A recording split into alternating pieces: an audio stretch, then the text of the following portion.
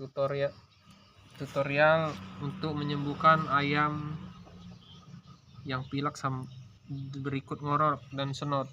Ini sudah dikasih dengan air rebusan sirih. Alhamdulillah udah sembuh. Ini bekas ingusnya ini tadi di hidungnya. Sekarang kita bersihkan pada rongga lehernya.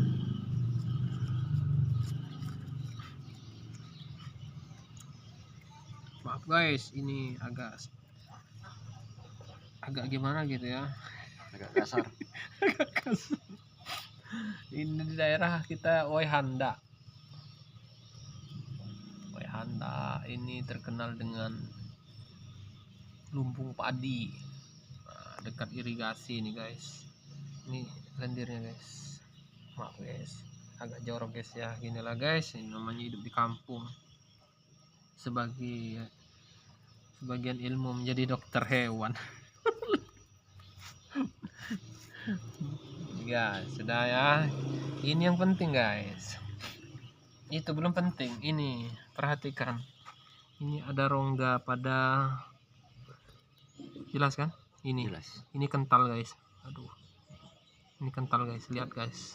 Nah, hasilnya guys, ini yang membahayakan pernapasan pada ayam, bisa membunuh ayam. Tuh guys, kental ini guys. Nah guys, jelas kan guys? Tuh, ini kental. Nah, ini jika rajin membersihkan ini, insya Allah nanti ayamnya sembuh di bagian sini ya guys. Maaf guys, kasar guys. Ini ya bagian tengah. Guys, kita lap guys pakai kain bekas ini guys.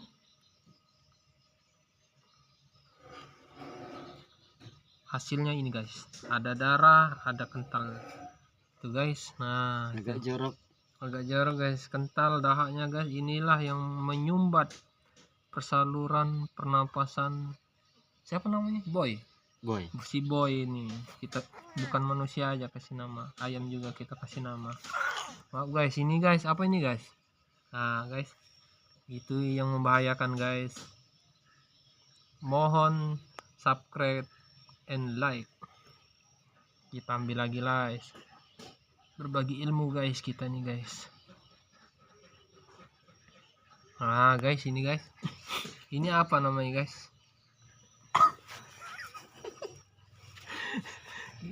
Lari ke sini guys, ini udah parah ini ayam guys.